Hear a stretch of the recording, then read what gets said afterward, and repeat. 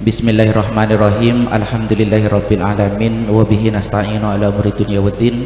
Wassalatu wassalamu ala asyrafil anbiya'i wal mursalin sayyidina Muhammadin wa ala alihi wa sahbihi ajmain. Amma ba'du.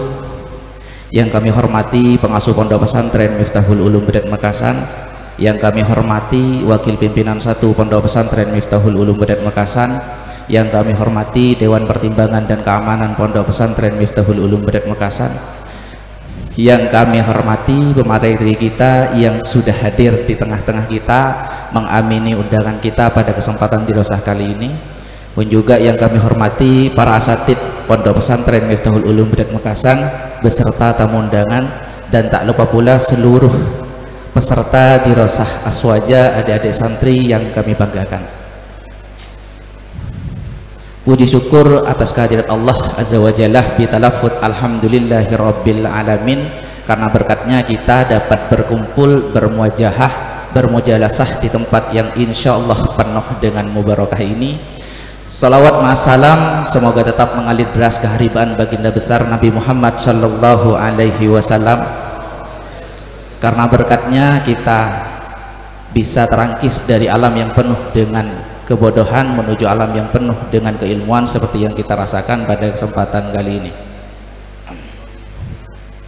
Hadirin para tamu undangan peserta dirosah aswaja yang kami banggakan, pada kesempatan kali ini dirosah aswaja yang diadakan oleh Biro Pendidikan Khusus Diniyah Pondok Pesantren Miftahul Ulum Bedat Mekasan sengaja mengangkat tema tentang penguatan aswaja an-nahdiyah, Pondok Aswaja an-Nahdiyah di tengah simbolisasi agama. Dalam hal ini kita awali, diriwayatkan bahwa Nabi Muhammad bersabda, umatku akan terpecah menjadi 73 golongan, yang mana hanya satu yang akan selamat dan lainnya tidak selamat. Dewasa ini kita ketahui bahwa berbagai macam aliran, berbagai macam kelompok mengatasnamakan agama dan mengedepankan ekstremisme, radikalisme dan semacamnya untuk kepentingan-kepentingan tertentu. Bahkan sampai kemarin kita sempat digegerkan dengan hal-hal yang penuh kepentingan agama, simbolisasi agama yang digunakan oleh kelompok tertentu, sekte tertentu, atau bahkan individu-individu tertentu untuk kepentingan-kepentingan pribadi. Sampai ada tokoh yang mengatakan bahwa akidah tak boleh diilmukan, sehingga hal-hal yang demikian membuat gaduh di tengah-tengah masyarakat dan menimbulkan pro kontra. Nah, oleh karena itu pendidikan Pondok Pesantren Miftahul Ulum Bedat melaksanakan dirosah aswaja dengan tema ini, karena sepatutnya kita sebagai kaum sarungan, kaum santri harus tahu betul bagaimana untuk menentukan hal-hal informasi yang patut dipilih ataupun tidak, yang patut untuk kita sampaikan ataupun tidak, melalui harokah fikrah amaliyah aswaja an-nahdiyah yang sebentar lagi akan kita dapatkan dari pemateri yang luar biasa. Kita ketahui bahwa hari ini spesialnya bukan karena bertepatan dengan pelantikan presiden, tetapi kita spesial karena dirosah kali ini dihadiri oleh salah satu keturunan Syekhona Khalil Bangkalan yang kini. Beliau juga pengasuh Pondok Pesantren Putri Syekhona Khalil Bangkalan. Beliau Lora Ismail Al-Asholi, tentu tak patut kita ragukan lagi keilmuan dan kealiman beliau, karena kita ketahui bersama beliau juga selain pengarang buku yang baru-baru ini, buku Hidup Seutuhnya, juga beliau pengarang kitab Safinah Kala Saya Lamun di umur beliau yang sangat muda. Oleh karenanya ini sangat penting ilmu yang akan beliau transfer kepada kita luar biasa, sehingga kita semuanya harus mendengarkan secara saksama dan kita harus paham apa yang akan beliau sampaikan. Oke, supaya tidak terlalu lama dan cepat untuk kita mendapatkan ilmu dari beliau, kami pasrahkan kepada beliau waktu sepenuhnya. Namun sebelumnya kami selaku moderator akan membacakan kurikulum vitae beliau. Beliau nama lengkap Muhammad Ismail Al-Asholi, kerap dikenal dengan sebutan Lora Ismail Al-Asholi. Tempat tanggal lahir Bangkalan 10 Juni 1995. Alamat Demangan Barat, Bangkalan. Riwayat pendidikan Pondok Pesantren Darul Falah Amsilati, Jepara. Pondok Pesantren Al-Islah Lasem, Pondok Pesantren Al-Anwar Sarang, dan Pondok Pesantren Rubat Tarim. Kasih aplaus yang meriah buat beliau.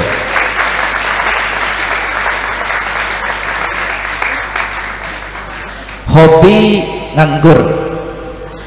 Moto hidup, ketahuilah kadarmu sebagai hamba dan kadar Tuhan sebagai Tuhan.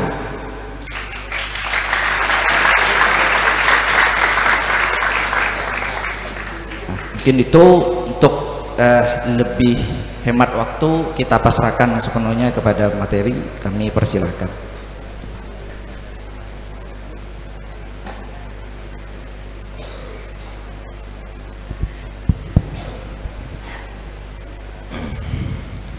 Terima kasih. Assalamualaikum warahmatullahi wabarakatuh. Bismillahirrahmanirrahim. Alhamdulillahirabbil alamin. Wassalatu wassalamu ala asyrafil anbiya wal mursalin Sayyidina Muhammadin wa ala alihi wa sahbihi wa alina ajmain, amma ba'du. Hadratal mukarramin, para dewan Majelis Keluarga Besar Pondok Pesantren Miftahul Ulum Betet, seluruh para dewan asatid, para dewan guru, para santri-santri Pondok Pesantren Miftahul Ulum Betet, serta tak lupa juga moderator kita pada pagi hari ini yang tidak kalah keren juga. Alhamdulillah, kita semua pada pagi hari ini bisa berkumpul dalam kesehatan, keafiatan, dan serta membawa beberapa hal yang kita butuhkan dalam kehidupan di zaman modern, zaman era simbolisasi agama seperti yang kita alami dalam kehidupan kita masing-masing. Semoga dalam pembelajaran kita semua di pondok pesantren ini kita mendapatkan barokah, manfaat, dan ridha dari para masyayikh, para pendiri, dan seluruh para jajaran asatid, para jajaran dewan guru, dan seluruh orang-orang yang memberikan kehidupan mereka dalam membimbing dan membina kita semua dalam asas Nahdlatul Ulama, dalam asas Ahlus Sunnah wal Jamaah. Amin Allahumma amin. Seluruh para teman-teman santri, para kawan-kawan yang saya muliakan, pada kesempatan pagi hari ini saya sengaja barusan menulis hobi, yaitu nganggur. Sebab nganggur itu bahasa Arabnya fudul. Jadi fudul itu satu akar dengan kata fadol. Jadi orang gak akan dapat fadol kalau mereka gak fudul-fudul amat. Nah, makanya Dan nganggur itu penting. Gara-gara nganggur sampean bisa nulis, sampean bisa belajar, sampean bisa baca kitab. Kalau sampean sibuk tak sempet saya muka kitab. Nah, gitu. Nah, jadi memang saya sengaja seperti itu. Nah, untuk pembahasan tema pada pagi hari ini, sebelumnya mohon maaf atas keterlambatan saya sampai jam 9 di sini. Ya, insya Allah jenengan maafkan. Ya. Tak usah anggap. Nah, dalam tema pada pagi hari ini, diskusi kita pada pagi hari ini itu adalah tentang keaswajaan yang an-nahdiyah, yang ala-ala NU, yang mana ala-ala NU ini diantaranya adalah jamnya agak karet. Jadi saya termasuk mengamalkan ajaran dirosah barusan itu. Nah, oleh sebab itu para teman-teman, saya akan membahas beberapa dasar-dasar penting yang mungkin perlu untuk kita ketahui.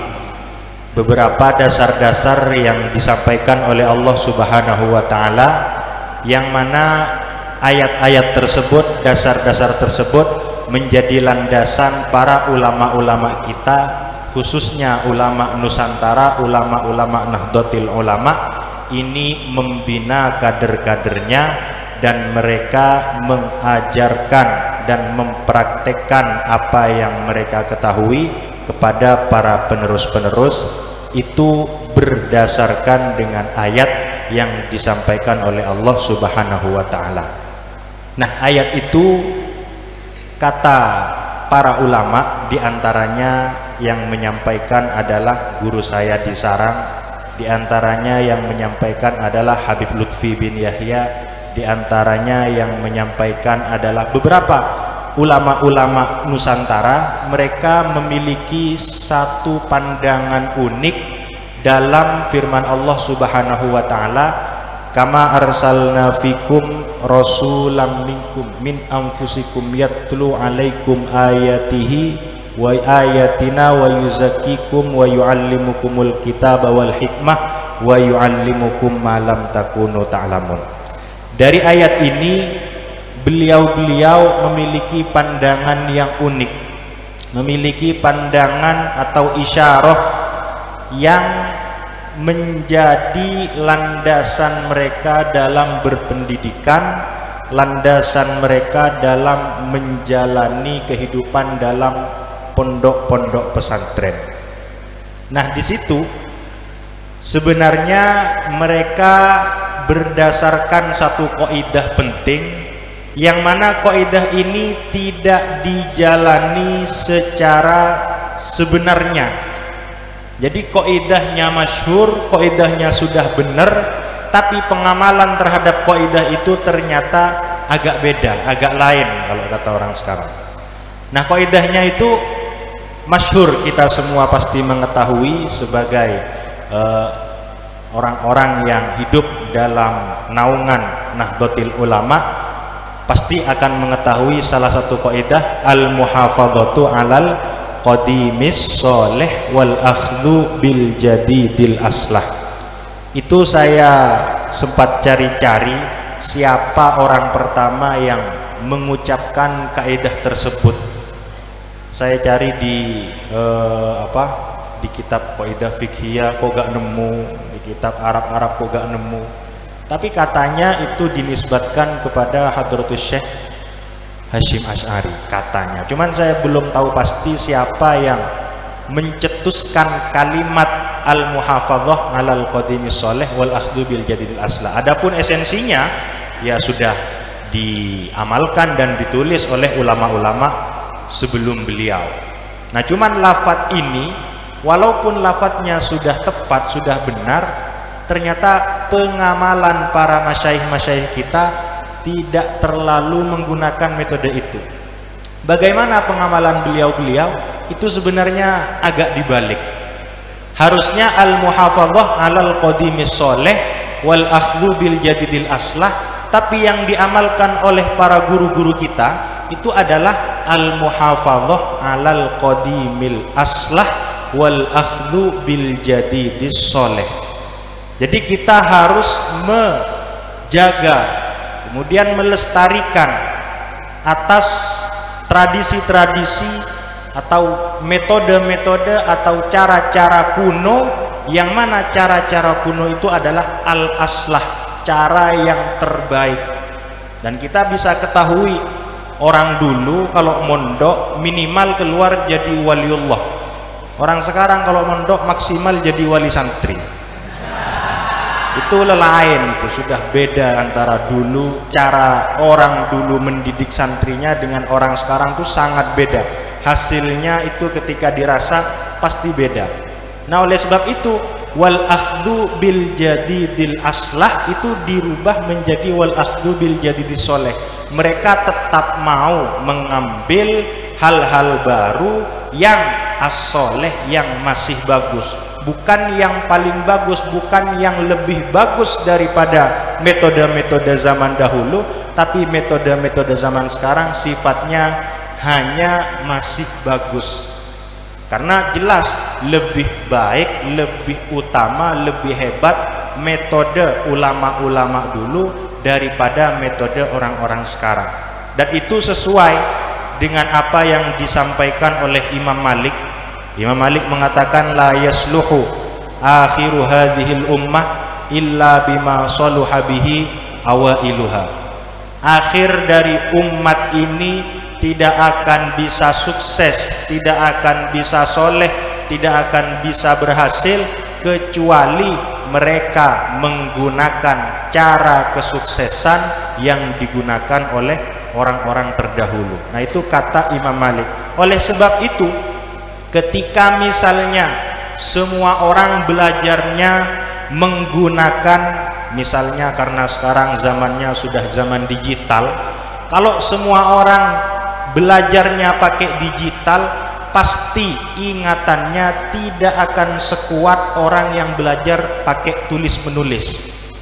Orang yang belajar pakai tulis menulis pasti ingatannya tidak sekuat cara belajar ketika di zaman Rasulullah SAW langsung musyafahah.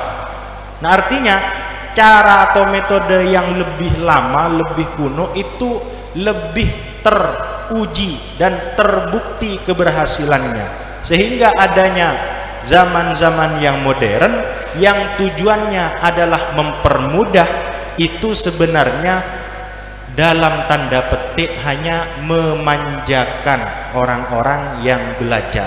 Nah, makanya sekarang banyak orang hafal kaidah-kaidah nahwu tapi suruh ngarang kitab sulitnya bikin ampun.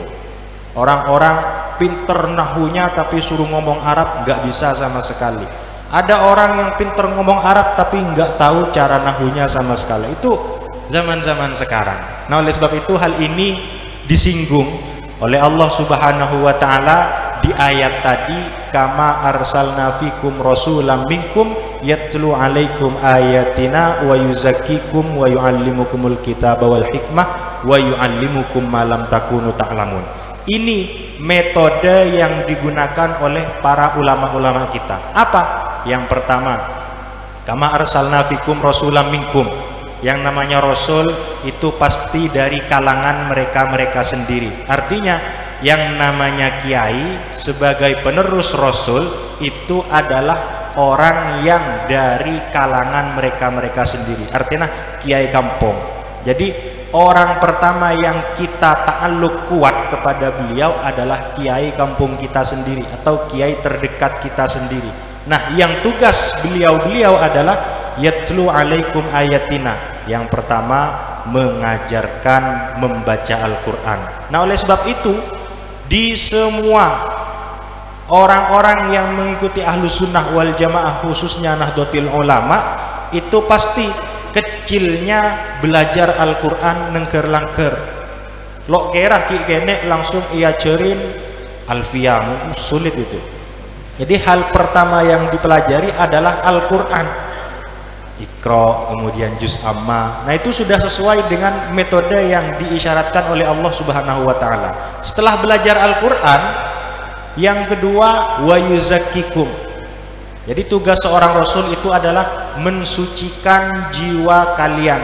Artinya mensucikan dari kesyirikan-kesyirikan, dari kemurtatan-kemurtatan. Artinya sebagai penerus rasul, para kiai itu mengajarkan sesuatu yang dapat melindungi kita dari kesyirikan, berarti namanya ilmu tauhid, ilmu akidah. Nah, oleh sebab itu pasti di seluruh desa-desa, di seluruh orang-orang yang ada di pondok pesantren, hal pertama yang akan jejelih, yang bahasa Inggrisnya itu jejelin kepada murid-murid itu adalah pelajaran akidah, yaitu Allah wujud, qidam, baqa, mukhalafatun lil hawadis, qiyamuhu binafsihi, atau aqidatul awam, yaitu ya yang dulu-dulu kita hafalkan itu abda'u bismillahi warrahmani wabirrahimi daimil ihsani. Nah, itu hal pertama yang wajib dan menjadi adat di seluruh orang-orang yang berada di naungan Nahdlatul Ulama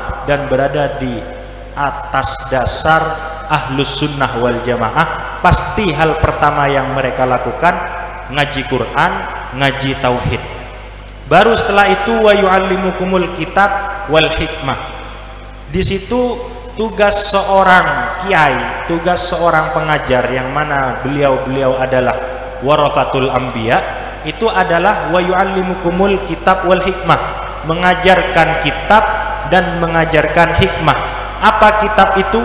Kata para ulama di ilmu tafsir, Imam Qurtubi, Imam Ibnu Katsir dan lain-lain, itu mengatakan al-kitab adalah al-fiqhu atau ilmu furudil ain, ilmu fardu ain, cara sholat, cara wudhu, kemudian cara semua hal-hal yang berhubungan dengan fardu ain. Itu adalah hal pertama yang diajarkan di seluruh pondok-pondok pesantren. Kemudian wal hikmah, ilmu fardu ain itu, ilmu fikih itu tidak berdiri sendiri, tapi pasti diajarkan al hikmah. Apa al hikmah itu? Kata para ulama adalah ilmu akhlak, ilmu tasawuf. Nah, sehingga ilmu fikih dan ilmu tasawuf itu selalu berjalan bareng sesuai dengan atof yang disebutkan di situ, wa yu'allimukumul kitaba wal hikmah. Jadi nggak pakai wa yu'allimukumul kitab wa yu'allimukumul hikmah, tidak, tapi langsung jadi satu paket, wa yu'allimukumul kitaba wal hikmah. Sekali ngajar fikih maka harus ngajar akhlak, ngajar tasawuf. Artinya sekali belajar ilmu tentang cara kita bisa suci dari najis-najis yang dohir, kita juga bisa harus tahu cara mensucikan diri dari najis-najis batin. Nah, itu wa yu'allimukumul kitab wal hikmah. Kemudian terakhir wa yu'allimukum ma lam takunu ta'lamun. Tugas seorang guru, tugas seorang kiai itu mengajari sesuatu yang belum kalian mengerti di lain 4 bab itu. Nah, artinya ini ilmu ekstrakurikuler. Bagaimana cara sabar menghadapi istri, bagaimana cara bisnis, bagaimana cara ini dan itu. Nah, itu masuk di yang terakhir. Nah, alhamdulillah isyarah dari ayat ini itu sudah menjadi cara pendidikan kita dalam berkepesantrenan, berkemadrasahan dan bersosialisasi dalam masyarakat pedesaan. Nah, itu sudah sesuai dengan ayat Al-Quran. Nah, apapun kalau sudah berangkat lewat ayat Al-Quran, insya Allah akan diberikan berkah oleh Allah Subhanahu wa Ta'ala. Nah, oleh sebab itu, kalau ini sudah hilang, kalau kaidah yang ada di ayat itu sudah tidak kita pelajari lagi, anak kecil bukannya diajari Quran tapi dipegangin HP, lihat TikTok. Nah, itu rosak. Lelok kira tepak, lelok kira Ahlus Sunnah wal Jamaah pada akhirnya. Nah, makanya untuk menjaga Ahlus Sunnah An-Nahdiyah khususnya itu adalah dengan tetap menjaga yang seperti itu. Dan ini makna dari al-muhafadzah alal qadimil aslah. Tetap kita menggunakan cara kuno yang itu merupakan cara terbaik yang dimiliki oleh umat Nabi Muhammad SAW. Nah, sedangkan kita tetap mau menggunakan metode-metode baru, yang sifatnya hanya soleh, hanya baik, bukan yang terbaik. Sebab kita pastikan bahwasanya orang yang membaca dari media sosial, di media sosial itu sekarang sudah banyak para aktivis-aktivis, para pendakwah-pendakwah, para orang-orang yang menyebarkan keilmuan-keilmuan. Nah itu bayangkan lebih mantep dan mancep mana bacaan yang kita baca di status-statusnya orang-orang yang ada di media sosial dengan ketika kita mutolaah sendiri di pondok. Pasti kita lebih gampang ingat saat mutolaah sendiri daripada ketika membaca di media sosial. Media sosial itu terlalu banyak keilmuan, makanya kata Syekh Syadi, beliau termasuk salah satu mudarris di Pondok Cianjur yang juga beliau ada hubungan tahqiq dengan Pondok Pesantren Syekhona Khalil khususnya dan Duriyah Syekhona Khalil secara umum. Beliau mentahqiq salah satu kitab Syekhona Khalil yaitu Syarah Alfiyah Ibnu Malik.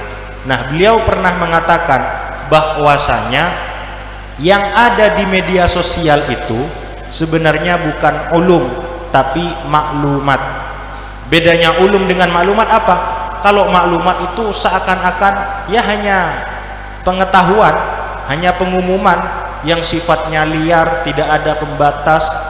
Orang kecil bisa membaca statusnya orang yang sudah besar. Orang besar ya ternyata kadang dia stuck di bacaan-bacaan anak kecil dan seterusnya, sehingga cara dia belajar itu sama sekali tidak berpegang teguh kepada metode-metode tertentu. Akhirnya ilmunya kayak puzzle, banyak kurangnya, yang nggak ada isinya sama sekali. Nah, oleh sebab itu kalau kita hanya bangga karena memfollow orang-orang terkenal, orang-orang hebat, artis-artis Islam misalnya, ini artis-artis dakwah, nah itu kita tidak akan mendapatkan ilmu sebagaimana kita belajar di pondok-pondok pesantren. Nah, oleh sebab itu ini yang harus kita jaga, 4 hal tadi. Yatlu alaikum ayatina wa yuzakkikum wa yu'allimukumul kitaba wal hikmah, baru wa yu'allimukum ma lam takunu ta'lamun. Nah, itu hal pertama yang perlu saya sampaikan pada kesempatan siang hari ini. Kemudian saya sudah menyiapkan beberapa ayat karena memang fokus saya, takhusus saya itu ya ayat, karena ayat itu lebih gampang carinya. Quran ya mulai dulu sampai sekarang ya cuman segitu besarnya, nyarinya gampang daripada ngafalin takbirnya ulama yang pada akhirnya bersandar kepada Quran juga. Jadi mending langsung ngambil Qurannya saja, tapi jangan lupa baca tafsirnya. Kalau baca Qurannya saja, nah itu bahaya sekali. Bahayanya gimana? Misalnya kita katanya orang-orang tafsir Quran terbaik adalah menafsirkan Al-Quran dengan Al-Quran. Sekarang coba kita buktikan. Ghairil maghdubi alaihim waladdallin. Dallun itu diantara yang diungkapkan oleh Allah menggunakan lafaz dallun itu adalah Nabi Yakub, innaka lafi dhalalikal qadim. Nah, berarti kita sebagai umat Nabi Muhammad minta perlindungan dari Allah supaya tidak termasuk orang-orang yang dolin. Di antara orang-orang yang dolin itu adalah Nabi Yakub. Berarti kita minta Allah jangan seperti Nabi Yakub atau Nabi Muhammad. Nabi Muhammad di surat apa itu? Di surat Wadduha ya. Ma wadda'aka rabbuka wa ma qala walal akhiratu khairul laka minal ula wala sawfa yu'tika rabbuka fatarda alam yajidka yatiman fa'awa wa wajadaka dhalan fahada. Berarti ghairil maghdubi alaihim waladdallin, jangan jadikan saya orang-orang yang dolim, yang mana di antara orang yang dolim adalah Nabi Muhammad sallallahu alaihi wasallam. Ini kan rusak. Gimana caranya menafsirkan Quran dengan Quran tapi nggak tahu kaedahnya, dan yang tahu kaedahnya itu hanya para ulama. Nah, oleh sebab itu jangan terlalu dikit-dikit Quran, dikit-dikit hadis kalau nggak mau pegangan dengan para ulama-ulama yang memang bidangnya seperti itu. Nah, uniknya itu karena pembahasan kita pada pagi hari ini, siang hari ini itu adalah tentang simbolisasi agama. Artinya apa-apa itu ada simbolnya. Jadi yang kelihatan itu simbolnya, bukan sosoknya. Kalau zaman sekarang itu seperti itu. Nah, dan ini sudah di-spill oleh salah satu hadis yang disampaikan oleh Rasulullah sallallahu alaihi wasallam, sayati alaikum zaman katsirun khutaba'uhu qalilun ulama'uhu.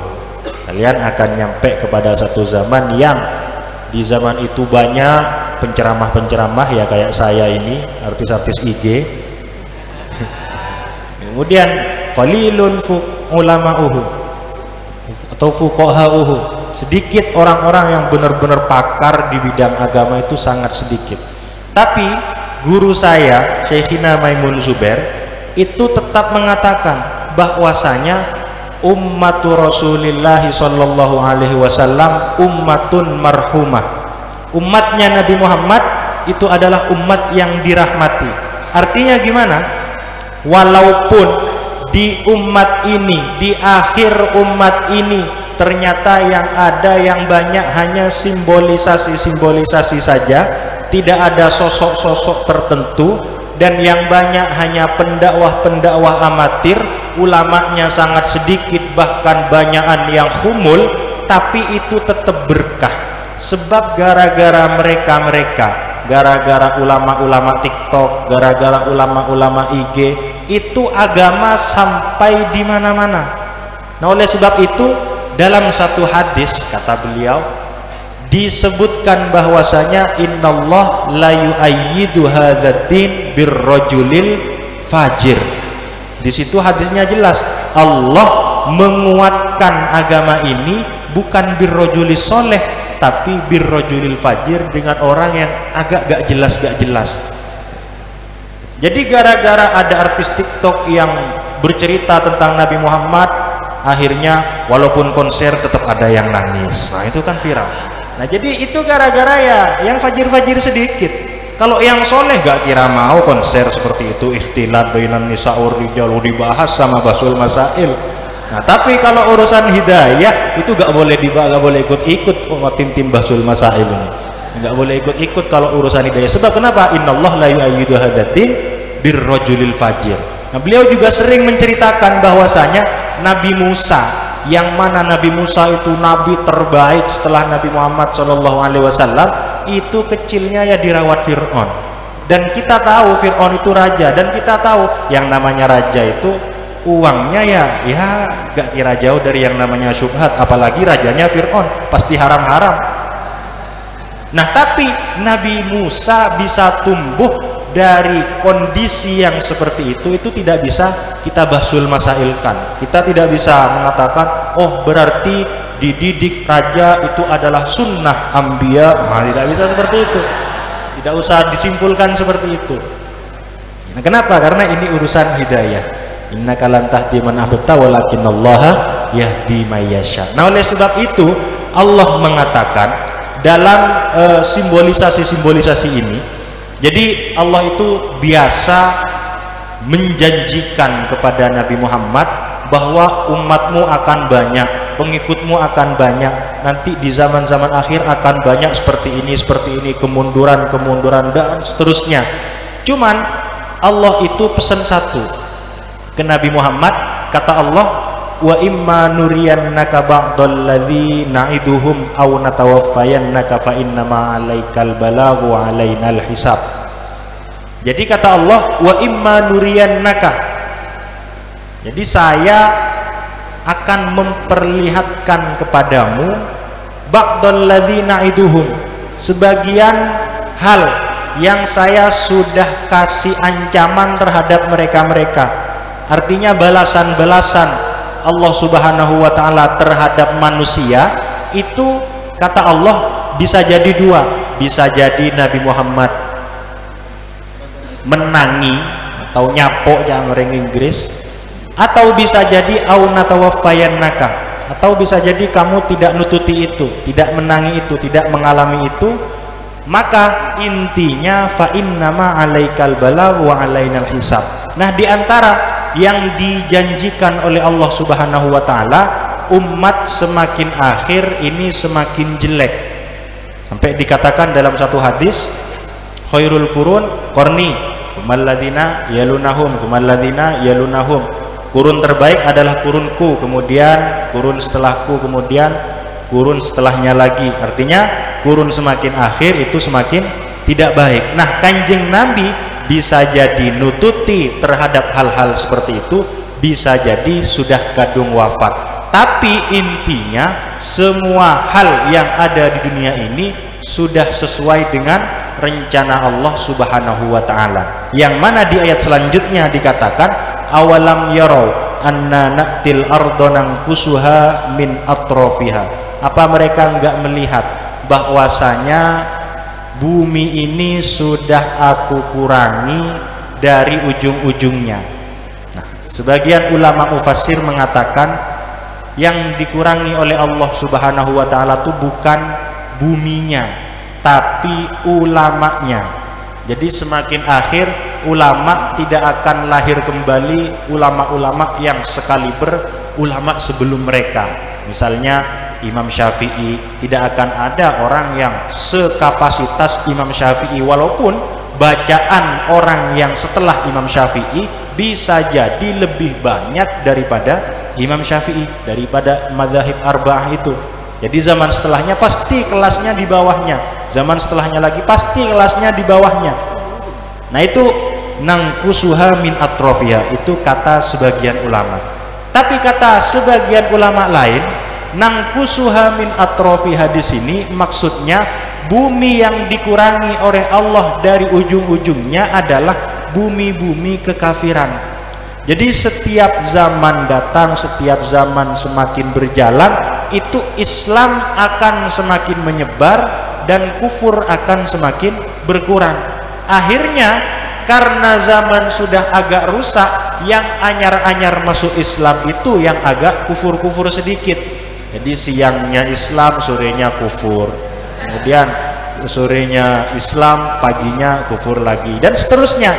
Tapi bagaimanapun mereka tetap umat Islam, mereka tetap orang-orang yang dijanjikan oleh Allah Subhanahu wa taala kepada Nabi Muhammad sallallahu alaihi wasallam. Nah, oleh sebab itu hal ini sesuai dengan hadis dari baginda Rasulullah sallallahu alaihi wasallam dalam Sahih Muslim.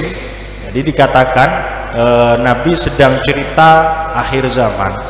Kemudian sahabat bertanya, apakah setelah itu ada zaman yang baik ya Rasulullah? Apakah setelah itu ada yang lebih buruk dari itu?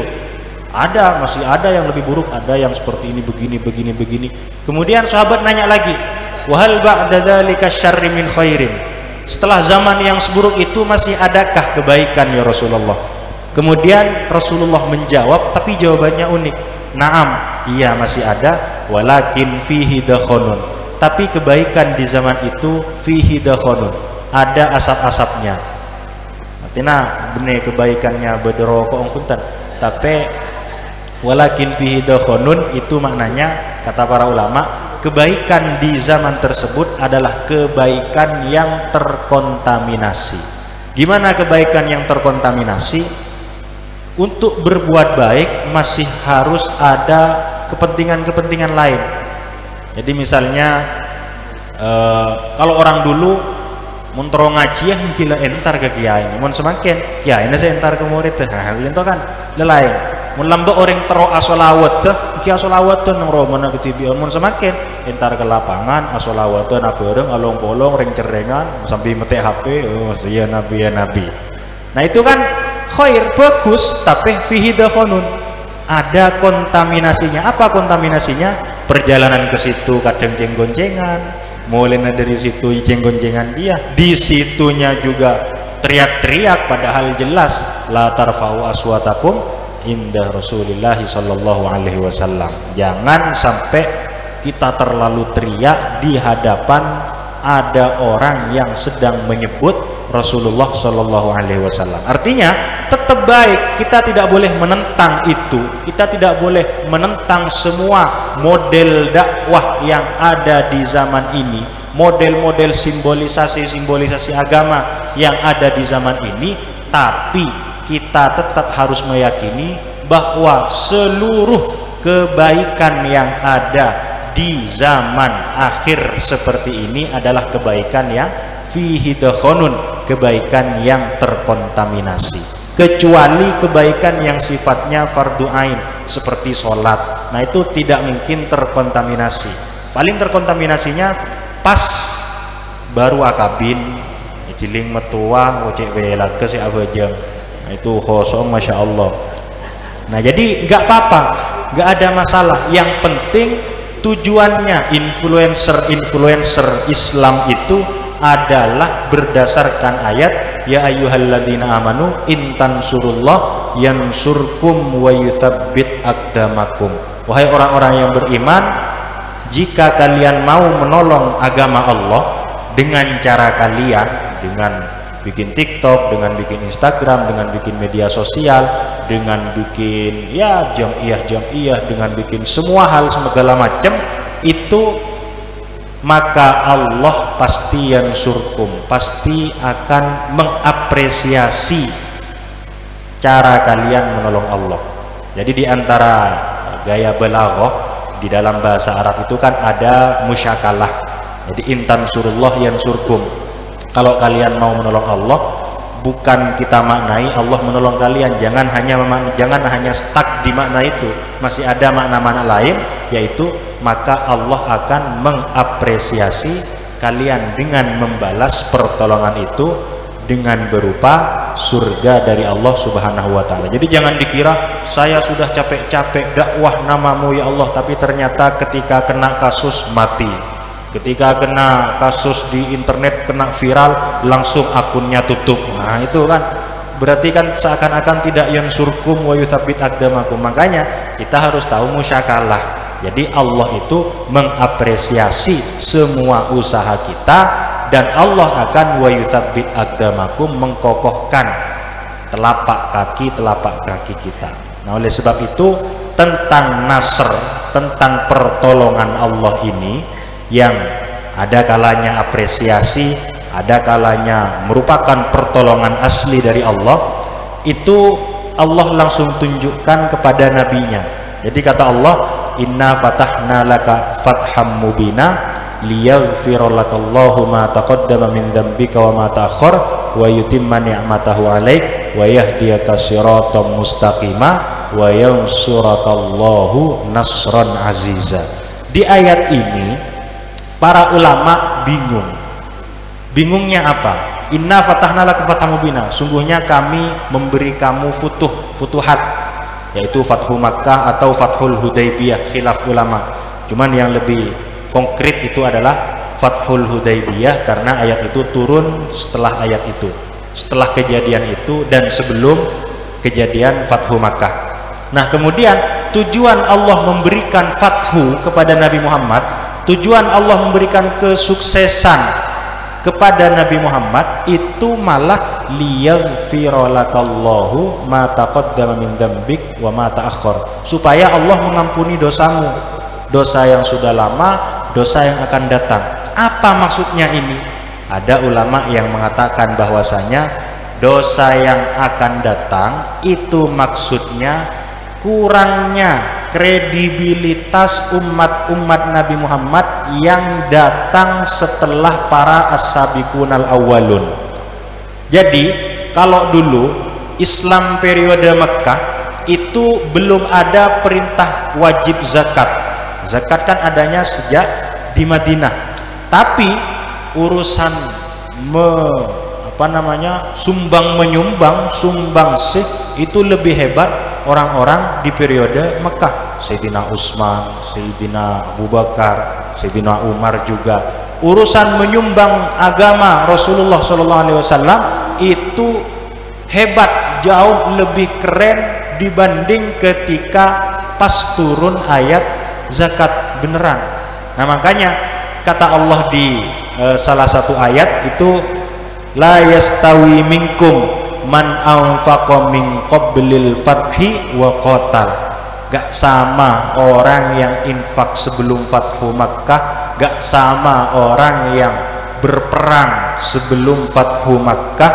Ulaika a'dhamu darajatan, mereka jauh lebih tinggi derajatnya minalladzina anfaqu, dibanding orang-orang yang infak mim ba'du, setelah Fathu Makkah. Jadi orang-orang yang masuk Islamnya setelah Fathu Makkah itu mental keislamannya hanya supaya mendapat atau menjadi wal muallafati qulubuhum, supaya dapat uang, akhirnya masuk Islam. Kalau orang dulu masuk Islam supaya bisa memberi, supaya bisa punya mental berjuang, supaya punya mental pahlawan. Nah setelah itu orang masuk Islam supaya mereka diberi, supaya mereka dibantu oleh agama Nabi Muhammad. Orang dulu masuk NU supaya berjuang, orang sekarang masuk NU biar dapat anggaran. Nah itu bedanya, dulu dengan sekarang pasti lebih baik dulu. Makanya santri dulu itu takdimnya sangat Masya Allah kepada Masai. Santri sekarang ke ustadz di belakangnya, jangan ustadz dia ya, ini rasan dari budi main. Nah oleh sebab itu kita tetap tidak boleh meremehkan orang-orang yang akhir-akhir seperti ini, orang-orang junior-junior kayak kita, sebab di antara sahabat Rasulullah SAW yang berhasil mencatat ribuan hadis dari Rasulullah itu bukan sahabat as-sabiqunal awwalun, tapi malah sahabat anyaran, yaitu Sayyidina Abu Hurairah. Sayyidina Abu Hurairah itu sangat junior dibanding Sayyidina Umar, tapi yang junior itu yang berhasil mencatat hadis-hadis Rasulullah SAW.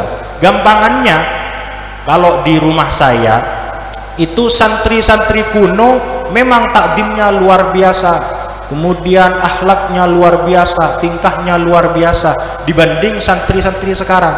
Tapi santri-santri sekarang mereka yang berhasil bikin buku sejarah tentang para masyaikh-masyaikh mereka. Kiai-kiai atau santri-santri dulu itu nggak ada yang bikin buku sejarah tentang kiainya, tapi yang bikin buku sejarah mengumpulkan tentang silsilah nasab, kemudian silsilah sanad keilmuan, itu ya santri-santri sekarang. Nah artinya orang yang datang di masa depan itu walaupun tidak sehebat masa lalu, tetap mereka diapresiasi oleh Allah Subhanahu wa taala. Makanya kata Allah, wa kullan wa'adallahul husna. Semua baik Islam yang sabiqunal awwalun atau Islam yang datang belakangan itu sama-sama dijanjikan kebaikan oleh Allah Subhanahu wa taala. Nah, uniknya dalam ayat tadi, inna fatahna laka fatham mubina liyaghfira lakallahu ma taqaddam min dzambik wa ma ta'akhkhar, ada ulama yang mengartikan bahwasanya wa ma ta'akhkhar itu adalah bentuk dari kurangnya kredibilitas umat-umat yang datang setelah zaman atau era para sahabat. Di zaman sahabat itu bisa menjadi penghuni surga hanya apabila melihat Nabi Muhammad dalam keadaan Islam, sudah itu radhiyallahu anhum wa radu anhu. Nah orang sekarang mau abendah seperti itu, pokok lengolatih wajenah kiai, tenang, wah pakun mon mole tandi rese gendeng tak tahu cara najis gitu. Orang sekarang ngandalakin melihat wajah guru, tapi mereka tidak mau ngaji kepada guru-guru tersebut, tak kira oleh paponapa. Nah oleh sebab itu dikatakan dalam ilmu mustalah hadis wattabi'il ladzi gimana? Wattabi'il ladzi, yang intinya sahabat itu orang yang melihat Nabi Muhammad secara iman. Kemudian tabi'in itu adalah khilaf. Ada yang mengatakan orang yang pernah bertemu dengan sahabat, ada yang mengatakan orang yang bermulazamah dengan sahabat, itu baru dikatakan tabi'in. Kalau gak ada mulazamah, maka tidak pantas dikatakan tabi'in. Artinya cara menjadi orang-orang yang radhiyallahu anhum wa radu anhu itu ada syarat tambahan. Kalau di zaman sahabat cukup melihat Nabi iman, sudah masuk Islam atau masuk surga, dapat ridho Allah. Kalau di zaman tabi'in tidak hanya melihat sahabat, tapi harus ngaji kepada sahabat. Kemudian zaman tabi'in, maka harus jelas mulazamah terhadap tabi'in. Kalau ada tabi'in hanya merasa cukup dengan melihat tabi'in, itu sama sekali tidak dibilang kredibilitas sebagai ulama. Artinya nggak dianggap dalam ilmu rijalul asanid dan ahadis, itu nggak dianggap, nggak thiqoh sama sekali. Tapi kalau sahabat langsung jadi sikoh hanya gara-gara memandang Rasulullah. Nah artinya kalau santri sekarang mondok yang 3 bulan pah mulia, nah itu gimana mau jadi orang sukses? Mondok baru 6 tahun sudah jubineh. Nah itu gimana caranya menjadi orang-orang yang mendapatkan radhiyallahu anhum wa radu anhu, padahal zaman sudah sangat jauh dengan zaman. Nah itu termasuk min dambika wa ma ta'akhir. Ada ulama yang mengatakan bahwasanya ayat tersebut merupakan perintah dari Allah supaya dilakukan oleh Nabi Muhammad ketika Allah memerintahkan idza jaa nasrullahi wal fath wa ra'aitan nasa yadkhuluna fi dinillahi afwaja fasabbih bihamdi rabbika wastaghfir innahu kana tawwaba. Biasanya orang yang sudah mendapatkan kesuksesan, orang yang sudah menang, itu harusnya senang, bersyukur kepada Allah, harus tasyakuran. Tapi ternyata Kanjeng Nabi ketika beliau sukses menaklukkan Makkah, bukan malah tasyakuran, tapi wastaghfir, suruh banyak-banyak istighfar. Nah makanya orang-orang yang sudah wisuda itu istighfar, karena sebentar lagi sampean akan meninggalkan pondok dan akan neku arek oleh asal neku kitab mulai depak neku arek elang kitab itu wastaghfir. Jadi kalau wisuda ya istighfar. Kenapa? Karena pas berhasil kok malah disuruh istighfar sama Allah. Karena itu kata sebagian ulama mengajarkan kepada umatnya supaya ketika mereka berada dalam jenjang keberhasilan, mereka tidak tertipu dengan apa yang mereka raih. Dan ini sesuai dengan firman Allah, "Tsumma awrathnal kitabal ladzina astafaina min ibadina faminhum zalimun li nafsihi wa minhum muqtasid wa minhum sabiqun bil khairat biidznillah." Di ayat ini Allah Subhanahu wa taala menyebut, kemudian kami mewariskan Alkitab, mewariskan Al-Quran terhadap orang-orang yang kami pilih. Orang yang dipilih Allah jauh beda dengan orang yang hanya dipilih pengurus atau dipilih kiai. Ini dipilih Allah langsung yang milih. Ternyata kriteria pilihan Allah itu ada 3. Yang pertama, faminhum zalimun li nafsi, orang yang zalim.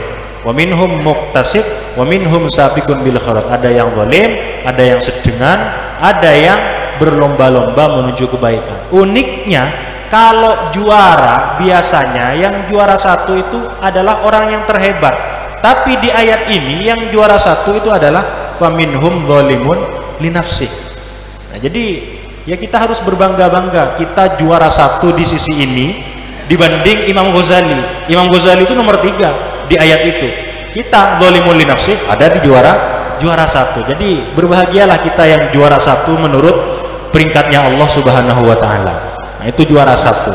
Kenapa kok didahulukan yang zalimun li nafsi? Itu kata para ulama, li alla yai'as, supaya mereka orang-orang yang zalim terhadap dirinya sendiri tidak putus asa, akhirnya ditaruh di depan. Makanya di beberapa pondok ada yang mengamalkan ayat ini dengan menjadikan kalau pengajian kiainya yang ditaruh di depan itu adalah santri-santri yang kecil-kecil. Padahal harusnya di zaman Rasulullah yang duduk di depan ya golongannya Abu Bakar, Umar, Utsman, Ali, ya golongan itu. Sahabat-sahabat yang amatir-amatir di belakang, kadang tidur di belakang. Nah, sedangkan sekarang beberapa pondok-pondok mengamalkan itu. Kenapa? Supaya anak kecil ini dilatih mulai dini untuk bisa menjadi peringkat pertama dan mendahului ustadz-ustadznya yang ada di belakang. Ustadznya di belakang akhirnya main HP, tak ngaji. Nah, itu yang suruh ngaji anak buah. Nah, itu mengamalkan. Jadi ada dalilnya itu. Jadi kita tidak usah tidak pede, kita harus pede. Ini pakai ustadz yang beda ayat. Wa minhum sabiqun bil khairat itu di urutan ketiga, mun amatir-amatir di urutan pertama. Nah, kata para ulama, kenapa diletakkan di pertama? Supaya mereka tidak putus asa, tetap selalu bisa meningkatkan kualitas. Dan kenapa yang hebat-hebat sabiqun bil khairat itu malah dijadikan ranking 3? Itu kata para ulama, li'alla ya'jabu, supaya mereka tidak ditimpa ujub, supaya mereka tidak sombong gara-gara keberhasilan-keberhasilan yang telah mereka raih dalam berpendidikan. Nah, oleh sebab itu Nabi Muhammad SAW dijadikan contoh, dijadikan panutan ketika kemenangan sudah mendatangi Rasulullah. Idza jaa nasrullahi wal fath wa ra'aitan nas yadkhuluna fi dinillahi afwaja, kamu melihat banyak orang Islam, maka fasabbih bihamdi rabbik, silahkan baca alhamdulillah, tapi jangan lupa wastaghfir, beristighfarlah, innahu kana tawwaba, karena Allah Subhanahu wa taala Maha menerima taubat. Nah, karena ayat yang saya sampaikan adalah ayat-ayat terakhir dari Al-Qur'an, tinggal kul huwallahu ahad, kul a'udzu birabbil falaq, kul a'udzu birabbin nas, jadinya tahlil marina, maka saya kira cukup sekian yang bisa saya sampaikan.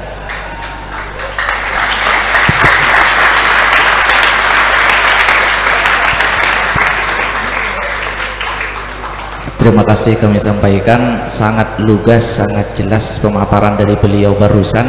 Bisa kami kasih konklusi sedikit bahwa dalam berpendidikan, dalam beragama, kita harus melestarikan dan berpegang teguh pada hal-hal lama yang baik, tanpa menentang dan tanpa menyampingkan hal-hal baru yang baik. Oleh karena itu, untuk lebih dalamnya lagi kajian dirosah pada kesempatan kali ini, saya izinkan bagi peserta dirosah kali ini untuk bertanya langsung kepada pemateri. Saya izinkan 3 orang, ajukan tangannya. Oke.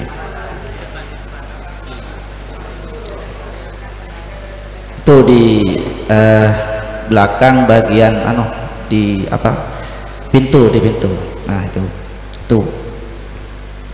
ya, di depan 1, di belakang 1.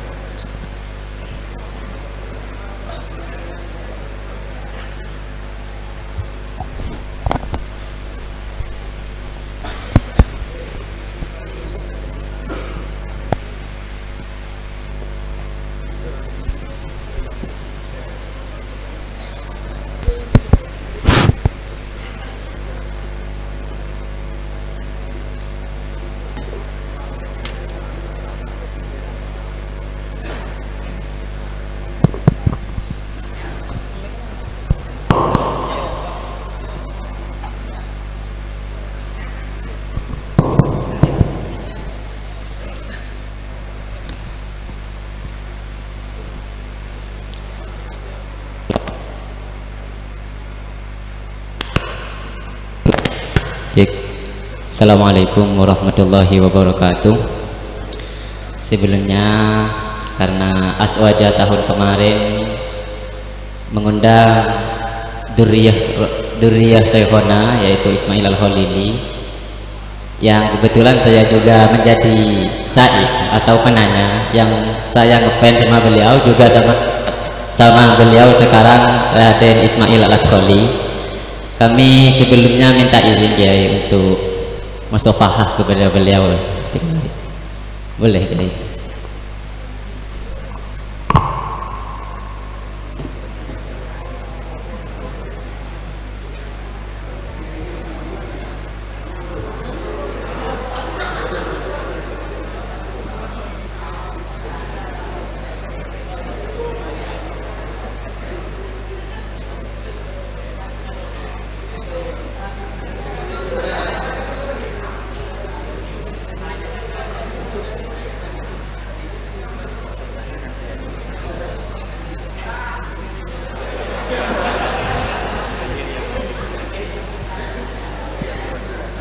Baik, lanjut kepada pertanyaan begini, mengenai tema penguatan Aswaja An-Nahdiyah di tengah simbolisasi agama, bahwa di kalangan Aswaja An-Nahdiyin yang kita anut pada era-era atau yang kita anut Aswaja An-Nahdiyah saat ini, kesimbolisasian agama itu sekarang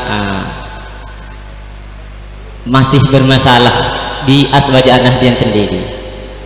Semisal ada beberapa oknum lah yang membenturkan sama-sama Aswaja An-Nahdiyinnya, atau yang lagi viral saat ini tentang pro kontra antara habaib dan keimat, penyesat umat katanya. Jadi seakan-akan kita itu dibenturkan pada An-Nahdiyyin sendiri. Lah ini bagaimana sikap panjenengan ataupun dari Al-Quran lah kalau bisa, ataupun masuk pada hadis layatuna birajulin fajir gitu. Apakah memang seperti itu? Dan maksud saya pertanyaan itu bukan sikap kita akan tetapi kok bisa mereka selaku Aswaja An-Nahdiyyin, apakah memang ajaran para An-Nahdiyyin sebelumnya membentuk? Yang paling penting bagi saya bukan cuma mereka yang memang saya katakanlah mereka belum paham betul tentang kitab-kitab ataupun yang lainnya, namun ada pendukung yang memang kredibelnya itu tidak diragukan. Contohnya itu yang pernah menjabat ketua PBNU atau kepengurusan di wilayah PBNU, yaitu saya sebut langsung ya Kiai Haji Marzuki Mustamar gitu kan. Itu kan kita tidak meragukan keilmuan beliau, tapi kok kenapa beliau itu mendukung mereka, ataupun memang ada hal-hal yang kita tidak tahu bagaimana pandangan Kiai tentang mereka yang seakan-akan kita itu dibenturkan oleh hal-hal seperti itu. Gitu. Sudah. Mohon itulah yang saya sampaikan. Assalamualaikum warahmatullahi wabarakatuh. Waalaikumsalam.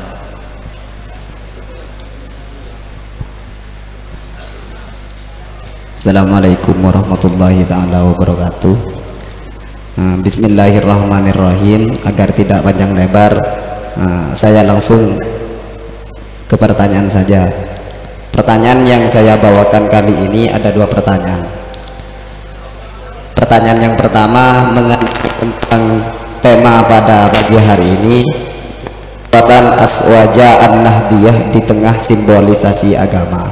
Nah, tadi pemateri menjelaskan atau menerangkan tentang keadaan di masa kini yang mana menganut ilmu di media sosial itu adalah baik, cuman beberapa yang harus digarisbawahi. Nah, pertanyaan saya, ada beberapa ulama atau beberapa tokoh-tokoh yang memang berdakwah di media sosial yang katanya kalau media sosial tidak diisi dengan ulama, apakah media sosial itu mau diisi dengan joget-joget semua? Nah, pertanyaan saya di sini seakan-akan dari penjelasan Kiai tadi itu seakan-akan bertentangan dengan ulama yang berdakwah di media sosial. Bagaimana tanggapan Anda dengan ulama seperti itu? Dan pertanyaan yang kedua dari teman kami mengenai dengan ajaran belajar mengajar yang di pondok pesantren itu membutuhkan motivasi yang katanya sedikit-sedikit lesoh atau bagaimana, dan itu seakan-akan bagaimana lesoh itu bagaimana motivasi dari Kiai terhadap santri yang seperti itu.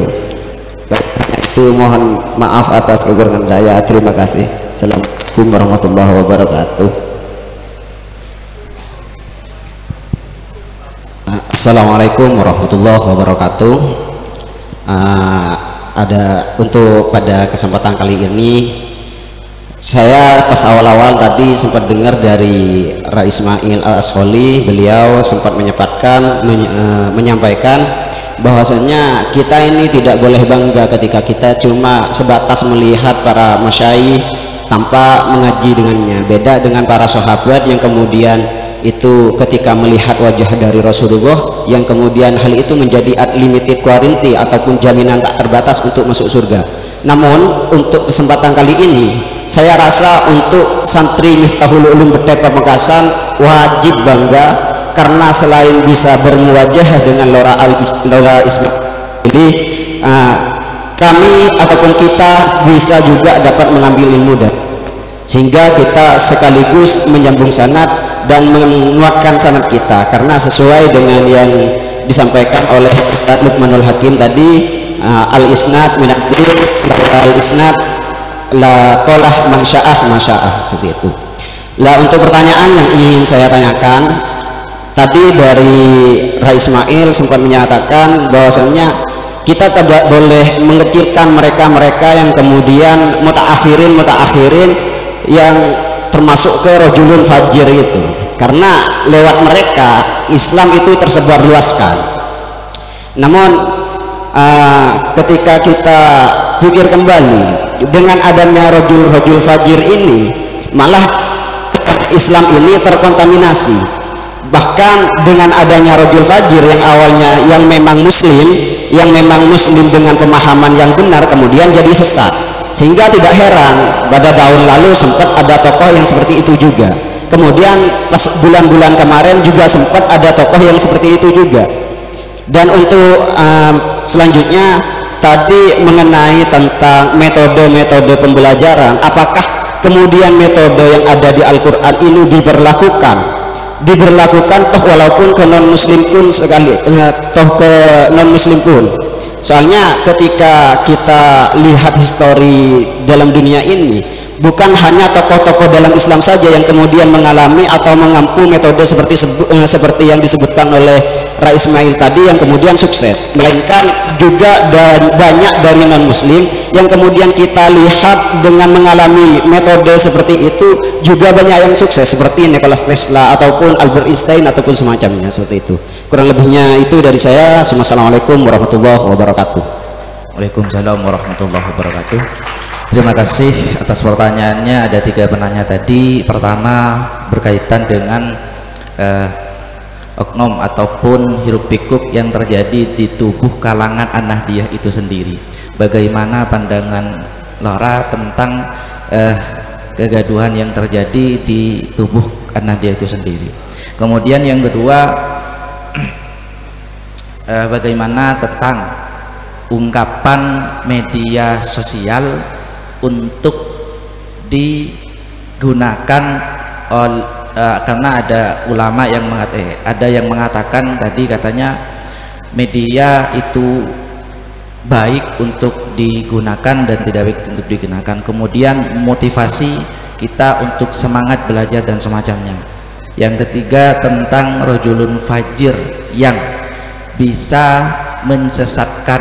Nah, yang kata materi bahwa rojulun fajir yang dimaksud juga sangat bermanfaat luas, tapi cenderung kadang kata penanya tadi ada yang salah mengartikan di kalangan awam-awam itu sendiri sehingga menyesatkan.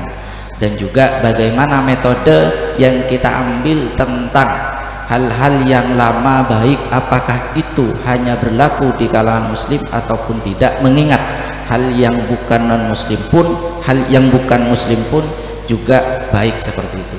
Mungkin kami pasrahkan sepenuhnya kepada beliau untuk menjawab 3 pertanyaan barusan, sekaligus closing statement dari beliau untuk mengakhiri dirasah aswaja kali ini. Kami persilahkan. Baik, terima kasih atas beberapa pertanyaannya. Saya langsung tadi minta hadis, minta ayat, saya kasih semua ayatnya.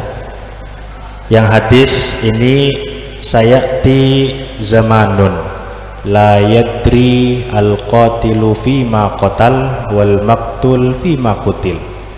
Akan datang sebuah zaman, ini riwayat Muslim, yang mana zaman itu yang membunuh nggak tahu kenapa kok harus membunuh, yang dibunuh nggak tahu kenapa kok dia dibunuh. Artinya di sini membunuh jangan hanya membahas membunuh Palestina Israel, tapi membunuh karakter.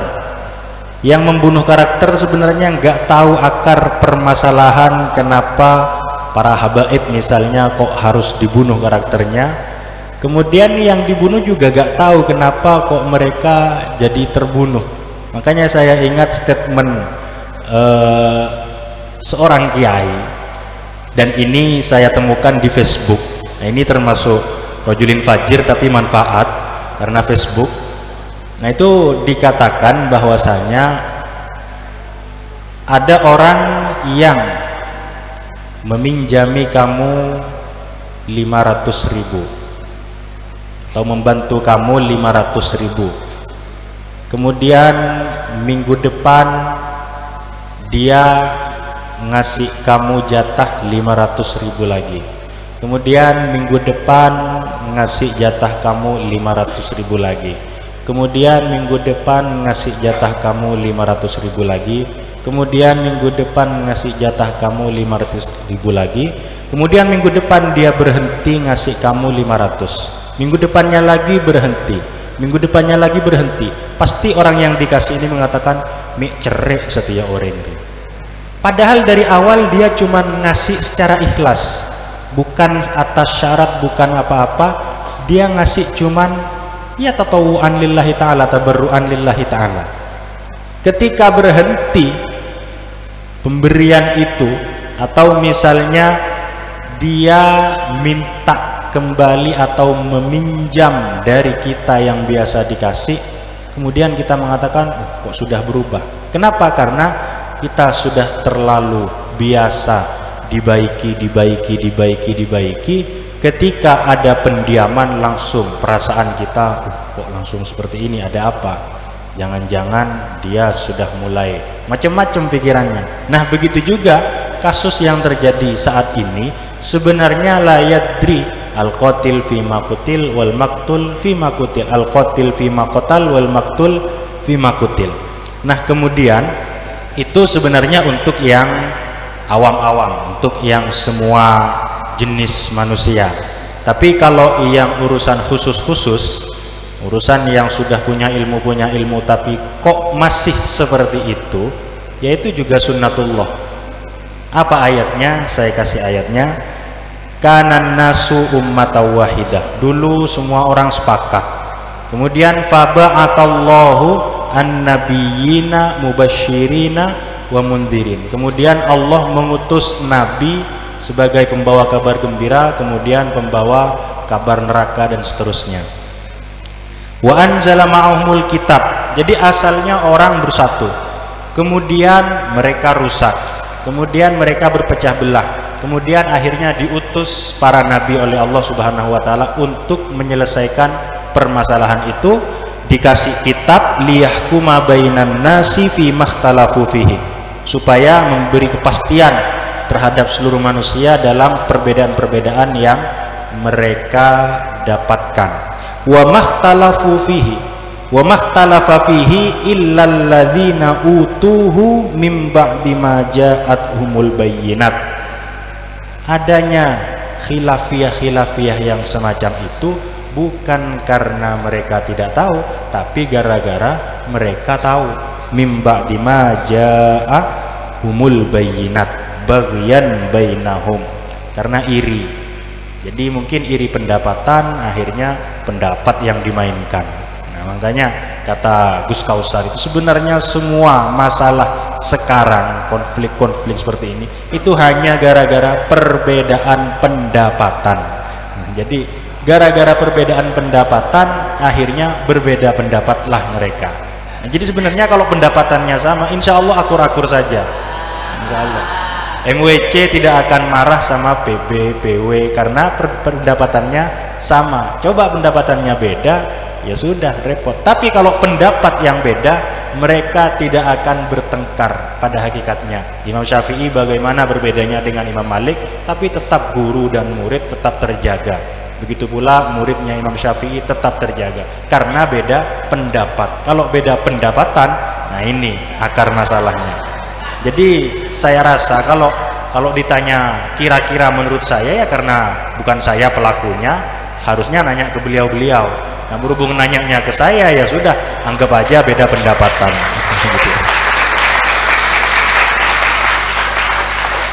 Kemudian pertanyaan selanjutnya saya jawab juga pakai ayat, walau syaa rabbuka laja'alan nasa ummatan wahidah. Kalau pangeran mau, semua pasti dibikin sepakat oleh Allah. Ternyata wala yazaluna mukhtalifin, berarti perbedaan-perbedaan ini termasuk kemauan dari Allah. Kita mau tidak ridho dengan kemauan Allah, kafir kita. Kalau gak ridho dengan qada wal qadar, iman bil qada khairihi wa syarrihi minallah. Jadi pertama kita harus ridho, baik buruknya ridho. Kedua, ada di mana kita. Kalau kata Mbah Maimun, mobil itu butuh yang namanya busi. Jadi nggak semua nggak semua bantal yang ada di mobil itu, tapi ada businya juga. Pertanyaannya, kita mau jadi bantal yang ada di supir atau mau jadi busi yang menjadi alat pembakaran neraka nanti, itulah kira-kira seperti itu. Nah, jadi kita mau naik mobilnya apa mau jadi alat bahan bakar mobil. Nah begitu juga kita mau jadi orang-orang yang mendapatkan kenikmatan dengan masuk surga atau menjadi orang-orang yang menjadi waquduhan nasu wal hijarah uiddat lil kafirin. Nah, terserah kita. Jadi yang pertama kita harus ridho, baik orang kafir lah atau orang fasik lah, apapun yang terjadi di dunia ini itu semua termasuk syaa rabbuk, walau syaa rabbuk. Nah, wala yazaluna mukhtalifin illa man rahima rabbuk walidzalika khalaqahum, kecuali orang-orang yang lebih rahmat oleh Allah, dan karena itu mereka diciptakan oleh Allah. Walidzalika, kata sebagian ulama, ay wali ajlil rahmah, mereka diciptakan karena rahmat. Sebagian ulama yang lain mengatakan li ajlil ikhtilaf, manusia memang diciptakan supaya beda pendapat, beda lubuk, beda airnya, beda pula ikannya, katanya Roma Irama yang sudah keluar dari jadi beda orang, lain kepala, lain pula hatinya. Nah itu penyebab utama kenapa kok ikhtilaf. Kemudian saya jawab lagi terkait kemajuan-kemajuan teknologi yang mutakhir di orang kafir, apakah juga ini tetap lebih baik cara model dulu? Saya jawab iya. Kenapa? Jawabannya ada di Al-Quran juga. Saya kasih Al-Quran. Alam taro kaifa fa'ala rabbuka bi'ad irama dzatil imad allati lam yukhlaq mithluha fil bilad. Gak ada kemajuan teknologi yang sebanding dengan teknologi yang ada di kaum Ad dan Iram. Allati lam yukhlaq mithluha fil bilad. Jadi semua teknologi-teknologi yang ada sekarang memang secara secara kualitas beda dengan dulu. Kalau dulu itu memang dulu nggak ada AC, nggak ada kulkas, nggak ada mobil, nggak ada jet dan seterusnya, tapi orang dulu itu gagah. Artinya gagah itu gimana? Bangunannya bener-bener bisa bertahan ribuan tahun. Beda dengan bangunan kayu-kayu sekarang, walaupun modelnya futuristik, kena gempa sekonek keger kabeh. Bedanya dengan bangunan dulu itu dari segi bangunan. Dari segi mobil dan seterusnya jangan disamakan dengan orang-orang dulu. Kenapa? Karena ada ayat lain tentang itu. Apa ayatnya? Sanurihim ayatina fil afaq wa fi anfusihim hatta yatabayyana lahum annahul haq. Akan kami perlihatkan, kata Allah, ayat-ayat kami di seluruh antero jagat raya dunia ini, wa fi anfusihim, dan dalam diri mereka. Banyak penemuan-penemuan yang terjadi yang belum pernah ditemukan oleh orang-orang dulu. Orang dulu untuk berhubungan antara Madura ke Arab harus jadi wali dulu atau sama tukang sihir dulu. Kalau orang sekarang siapapun bisa pakai HP, yang penting punya pulsa, atau kalau nggak punya numpang wifi-nya orang. Itu minimal. Orang sekarang seperti itu. Nah, mobil, kemudian kendaraan-kendaraan itu sebenarnya sudah ada ayatnya semua. Nah, makanya kata Allah Subhanahu wa taala di surat Yasin, wa khalaqna lahum mim mithlihi ma yarkabun. Aku menciptakan sesama hal yang sama dengan fulkil mashhun, dengan kapal yang penuh. Wa khalaqna lahum mim mithlihi ma yarkabun, sesuatu yang bisa mereka naiki. Apa itu? Itu jelas bukan kapal, itu jelas bukan hanya mobil, bukan hanya kereta dan seterusnya, tapi itu adalah kapal terbang. Kenapa? Di ayat selanjutnya, inna sya'nurikhum fala sarikha lahum wala hum yunqadhun. Kalau kami mau, kami tenggelamkan mereka. Beda orang yang terjadi kecelakaan dari kapal, mereka masih ada kata-kata minta tolong, tolong masih ada. Tapi kalau kecelakaannya pesawat, jatuh demari berlona. Fala sarikha lahum, gak ada yang teriak sama sekali, walahum yunqadhun, gak ada yang terselamatkan sama sekali. Nah, itu artinya termasuk ayat-ayat Allah fil afaq. Tujuannya apa? Hatta yatabayyana lahum annahul haq, supaya jelas bagi mereka bahwa Al-Quran yang disampaikan Nabi Muhammad ini benar adanya. Artinya benar-benar dari Allah Subhanahu wa ta'ala. Nah, terkait tentang kemanfaatan yang didapatkan oleh orang-orang yang mendapatkan ilmu dari orang-orang yang fajir tadi, sebenarnya itu memang harus seperti itu perjalanan zaman, karena memang maunya Allah seperti itu. Kalau ternyata gak ada orang fajir dakwah, gak ada orang yang kurang kompeten kemudian berdakwah di media sosial dengan beraninya, dengan di TV dengan beraninya dan seterusnya, maka tidak akan menyebar agama Allah Subhanahu wa ta'ala. Kenapa? Karena kiainya yang ngaji di dempar mololo, yang keluar ya orang-orang yang agak-agak jelas, yang kadang butuh uang, menjadikan agama sebagai batu loncatan supaya tidak bisnis, kemudian seterusnya. Nah, itu barokahnya mereka-mereka. Makanya Syekhina Maimun Zubair pernah menyampaikan, dulu Al-Quran itu sepakat para ulama bahwa Al-Quran haram diterjemah. Sepakat, itu kata beliau. Saya masih menangi tahun 1950-an, ulama masih sepakat untuk mengharamkan penerjemahan Al-Quran. Kemudian ternyata zaman ternyata banyak orang-orang Inggris masuk Islam, bukan gara-gara Qurannya, tapi gara-gara baca terjemahan. Banyak orang naik kelas ya gara-gara terjemahan Fathul Qorib, bukan Fathul Qorib asli. Ini kalau semuanya harus Fathul Qorib asli, repot semua orang. Barokahnya terjemahan, mereka bisa naik kelas, dapat wisuda, nasibnya jelas, dapat barokah dari masyayikh. Begitu juga secara dunia luar, ketika mereka intan surullah yansurkum wa yuthabbit aqdamakum. Jadi adanya kesesatan yang disampaikan oleh fajir-fajir itu, dampak-dampak buruk yang disampaikan oleh fajir itu, ya memang jalan kehidupan dari hadis Rasulullah SAW. Hal ba'da dzalika min khairin, hal ba'da dzalika syarri min khairin ya Rasulullah. Naam walakin fihi dakhonun. Iya, tapi ada dakhonnya. Kemudian setelah beliau menyampaikan itu, beliau menyebutkan tentang akhir zaman, bahwasanya semua orang akan menjadi Islam. Artinya ayat Allah tentang huwallazi arsala rasulahu bil huda wa dinil haqqi liyudhhirahu 'alad dini kullih. Jadi di antara target agama terakhir, target adanya utusan terakhir itu adalah liyudhhirahu 'alad dini kullih, supaya agama Islam ini idhar. Idhar itu ya harus dikit-dikit bikin acara sholawatan, bikin acara pertemuan, ya supaya idhar, ada rekamannya supaya idhar. Jadi idhar itu bukan hanya tentang menang secara hujah saja, tapi menang secara mayoritas. Kalau mayoritas yang mengisi medsos adalah orang-orang keren, orang-orang Islam, meskipun ilmunya nipis-nipis, tapi minimal Facebook sudah dikuasai orang Islam. Akhirnya pindah ke Instagram. Akhirnya Instagram semua orang-orang yang keren-keren, ternyata ada lagi TikTok. Akhirnya mulai ada lagi di TikTok. Nanti ada lagi misalnya Ome TV.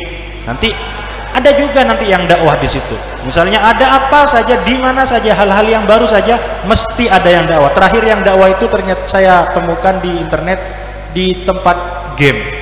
Jadi game-game online itu ternyata ada yang dakwah juga di situ, ada kiainya. Ada sertifikatnya juga itu.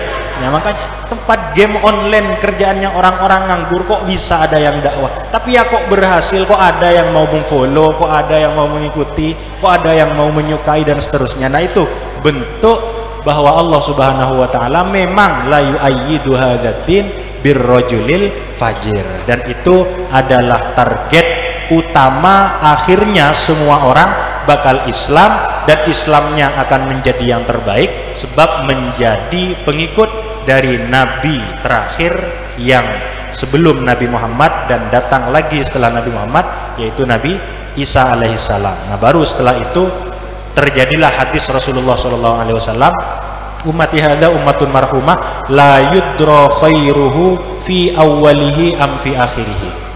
Ummati kalmator, umatku ini seperti hujan, la yudra, enggak diketahui, khairuhu, baiknya itu, fi awwalihi, apa yang di awal-awal, au fi akhirih, apa yang di akhir-akhir. Itu enggak, belum terlalu jelas juga. Bisa jadi kebaikan terbaik umat Nabi Muhammad SAW ini malah di zaman terakhirnya, yaitu di zaman Nabi Isa alaihissalam. Kenapa? Karena mereka membunuh orang yang paling dimusuhi dan paling dikhawatirkan oleh Rasulullah, yaitu Dajjal, memerangi Dajjal semua, dan ikut orang yang dianggap keren sama seluruh para nabi, yaitu Nabi Isa. Dan semua orang pada saat itu tidak ada yang berlaku maksiat. Kalau ada keburukan sedikit saja pasti dibilangi oleh batu-batu, kemudian pohon-pohon dan seterusnya. Nah itu artinya kita semua on the way ke situ. Nah jadi kalau kita terlalu soleh, nanti takutnya kita termasuk panitia pemercepat hari kiamat. Nah, makanya jangan soleh-soleh. Jadi statement akhir saya, jangan terlalu soleh, karena orang soleh itu pernah dikatakan oleh Imam Muslim. Kata Imam Muslim di muqaddimah Sahih Muslim, ma ra'aitus solihin akdzaba minhum fi syai'in akdzaba minhum fil hadis. Aku tidak pernah melihat satupun orang yang lebih gampang untuk berbohong dalam hadis dibanding bohongnya orang-orang soleh.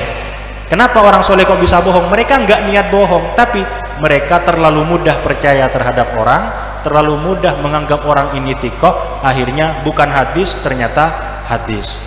Bodoh buan dari kiai ki kurung apa kana anu montro paju bineh mau cedek ya langsung berjanji, padahal semua lain ala kendeng bangco.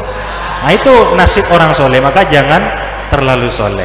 Nah, tapi kita tetap harus menjadi orang soleh, sebab kata Allah, in takunu solihin fa innallaha kana lil awwabina ghafura.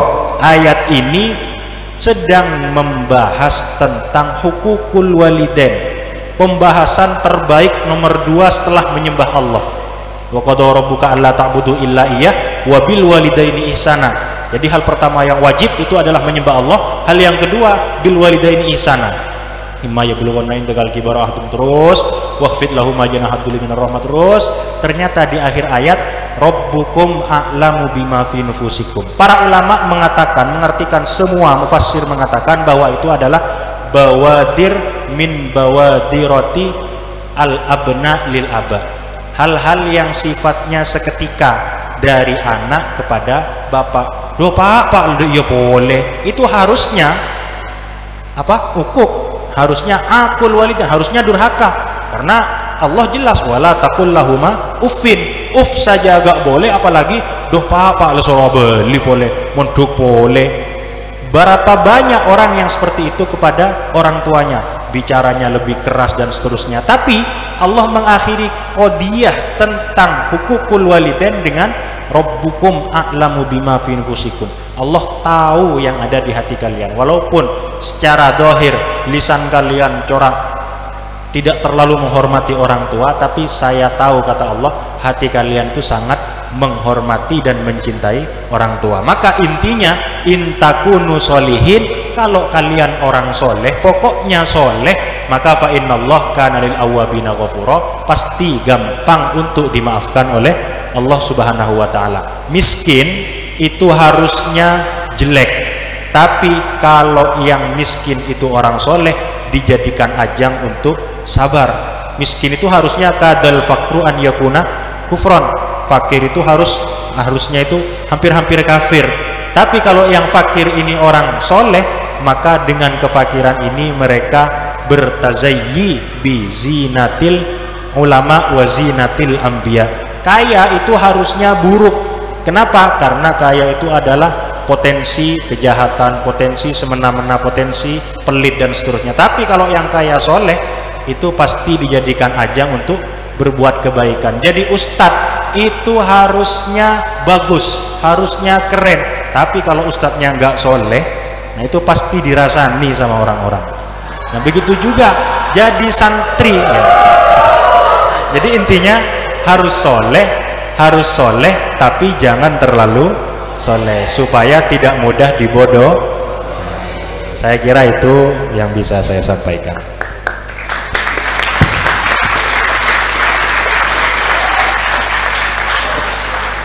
Terima kasih kami sampaikan.